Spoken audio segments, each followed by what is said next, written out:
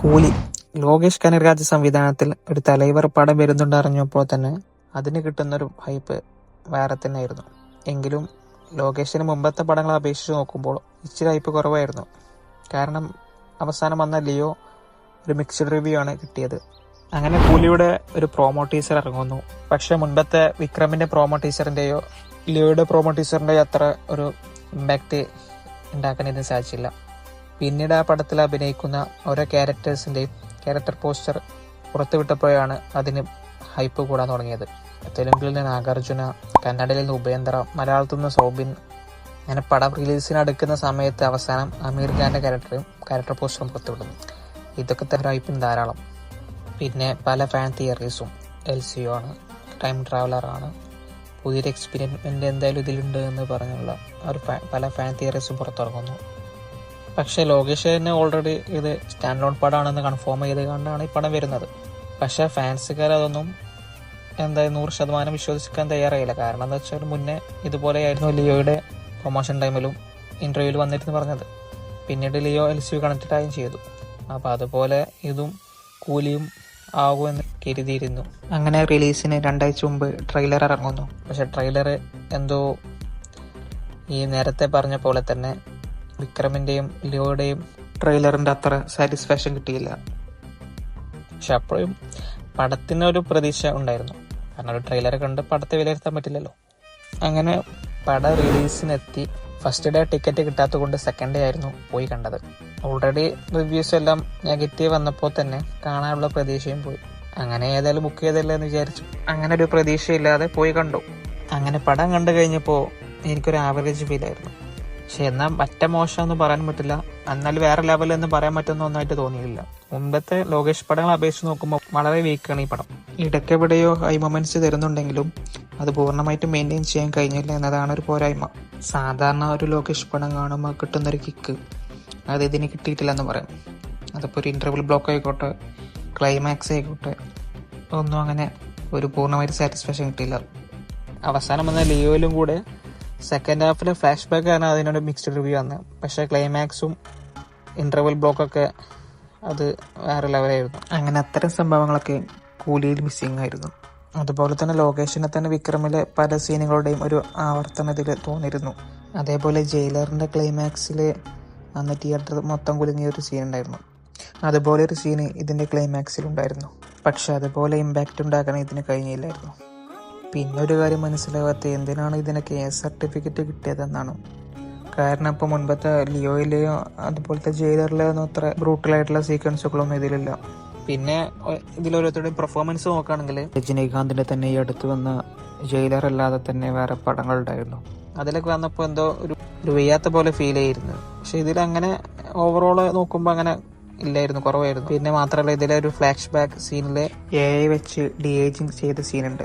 അതൊക്കെ ഒരു കിടിലൻ സീനായിരുന്നു.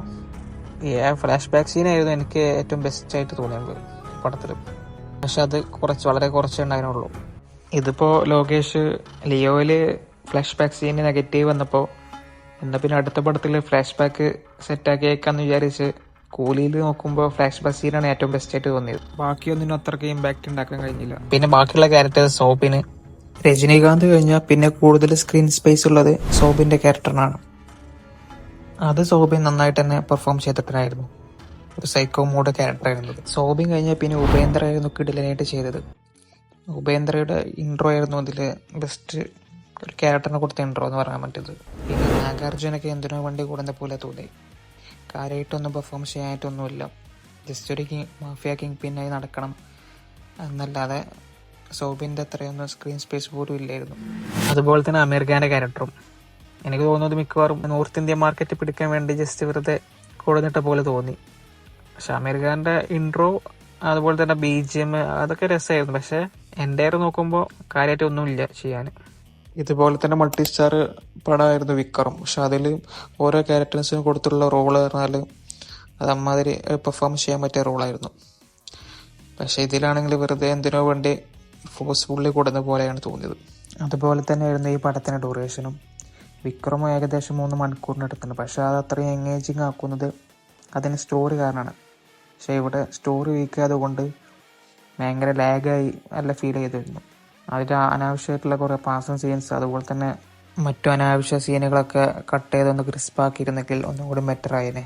പിന്നെ മൊത്തത്തിൽ പടം നോക്കുമ്പോൾ ലോകേഷിന്റെ കൈതി, വിക്രം, മാസ്റ്റർ, മാനഗരം, ലിയോ ഇതൊക്കെ കഴിഞ്ഞ് അവസാനത്തെ ഒരു പടമായിട്ട് കൂട്ടാൻ പറ്റത്താണ് കൂലി. പക്ഷെ രജനീകാന്തിന്റെ ഒരു പടം അപേക്ഷിച്ച് നോക്കുമ്പോൾ ജയിലറിന് ശേഷം വന്നിട്ടുള്ള നല്ല പടം വേണമെന്ന് പറയാം. അതാണ് കൂലി. രജനീകാന്തിന് ഒരു പവർഫുൾ കമ്പാക്ക് വേണമെങ്കിൽ ജയിലർ 2 തന്നെ വരേണ്ടി വരും തോന്നുന്നു. മുമ്പ് രജനീകാന്ത് ജയിലറിന്റെ സക്സസ് സെലിബ്രേഷനിൽ പറഞ്ഞൊരു കാര്യം ഉണ്ടായിരുന്നു. കാരണം ജയിലർ സ്റ്റോറി ഒരു ആവറേജ് ആയിരുന്നു, ഇതിന്റെ BGM കൊണ്ട് മാത്രമാണ് പിടിച്ചു നിന്നത്. അത് അദ്ദേഹം പറയുന്നത് ശരിയാണെങ്കിലും പക്ഷെ എങ്കിൽ കൂടി ഒരു പടത്തെ ഇമോഷണലി കണക്ട് ചെയ്ത് മാസ് കാണിക്കണമെങ്കിൽ അത് ഡയറക്ടറുടെ കഴിവ് കൊണ്ട് തന്നെയാണ്. അതിപ്പോൾ മനസ്സിലായി കാണും. അതുപോലെ തന്നെ BGM ഇപ്പോൾ കൂലിയിലാണെങ്കിൽ കൂടി BGM ഒക്കെ നൈസായിരുന്നു. പക്ഷെ അനിരുദ്ധിന് അവസാനം വന്ന ഏറ്റവും ബെസ്റ്റ് വർക്കായി തോന്നിയത് അത് ജയിലറിലേതായിരുന്നു. പിന്നീട് അതിന് മുകളിൽ നിൽക്കുന്ന ഒരു ഐറ്റം വന്നിട്ടില്ല എന്ന് തന്നെ പറയാം. അപ്പോൾ ഇത്രയൊക്കെയാണ് പറയാനുള്ളത്. അങ്ങനെ ഈ വർഷത്തെ തമിഴിൽ നിന്നുള്ള എക്സ്പെക്ടേഷൻസ് ഒക്കെ ഉണ്ടായിരുന്ന പടങ്ങളൊക്കെ ഏകദേശം തീരുമാനമായിട്ടുണ്ട്. ഈ വർഷത്തിന്റെ തുടക്കത്തിൽ അജിത്തിന്റെ 2 പടങ്ങൾ ഇറങ്ങി. അതിൽ ഗുഡ് ബൈ ഡഗ്ലയാണ് കുറച്ച് സാറ്റിസ്ഫാക്ഷൻ കിട്ടിയത്. അതുപോലെ കാർത്തിക് സുബ്രാജ് സൂര്യ കോമ്പയിൽ ആദ്യമായി വന്ന റെട്രോ, അതുപോലെ തന്നെ കമലഹാസൻ തഗ് ലൈഫ്, അതൊക്കെ ഏതായാലും പോയി. അങ്ങനെ തീരുമാനമായി. പിന്നെ അവസാന പ്രതീക്ഷ ഉണ്ടായിരുന്നത് കൂലിയായിരുന്നു. അതിപ്പോൾ ഇങ്ങനെയായി. ഒരു പടത്തിന് നെഗറ്റീവ് വന്നെന്ന് കരുതി ലോകേഷ് എന്ന ബ്രാൻഡിന് ഒന്നും സംഭവിക്കില്ല. കാരണം അദ്ദേഹം ഓൾറെഡി ചെയ്തു വെച്ചത് അതുപോലത്തെ ഐറ്റംസ് ആണ്. എന്തായാലും ഒരു മിനിമം ഗ്യാരണ്ടി ഡയറക്ടർ തന്നെയാണ് ലോകേഷ് കനകരാജ്. പോയി ഇറങ്ങിയ കൂലിയാണെങ്കിൽ കൂടി ഒട്ടും പ്രതീക്ഷയില്ലാതെ പോയി കണ്ട കുഴപ്പമില്ലാത്ത തിയേറ്റർ എക്സ്പീരിയൻസ് ആയിരുന്ന പടങ്ങൾ തന്നെയാണ് കൂലി. പക്ഷെ മുൻപത്തെ ലോകേഷ് പടങ്ങളെ വെച്ച് നോക്കുമ്പോൾ അത്രയ്ക്ക് മീറ്റ് ചെയ്യാൻ സാധിച്ചില്ല എന്നുള്ളൂ. എന്തൊക്കെയായാലും കറലി ഇന്ത്യൻ സിനിമയിലെ എൻ്റെ മോസ്റ്റ് ഫേവറേറ്റ് ഡയറക്ടറാണ് ലോകേഷ് കനകരാജ്. കാരണം കൈതി എന്ന ഒറ്റപ്പടം മതി അദ്ദേഹത്തിൻ്റെ റേഞ്ച് മനസ്സിലാക്കാൻ. ഇനി അടുത്തത് വരാനുള്ളതും ഇതിൻ്റെ 2ാം ഭാഗമാണ്. അതിനെന്തായാലും ഹൈപ്പ് ഉണ്ടാവും. കാരണം കൈതി 1 ആണ് അതിൻ്റെ കാരണം. പിന്നെ LCU കണക്റ്റഡ് ആണ്. അപ്പോൾ ഓക്കെ, അടുത്ത വീഡിയോയിൽ കാണാം.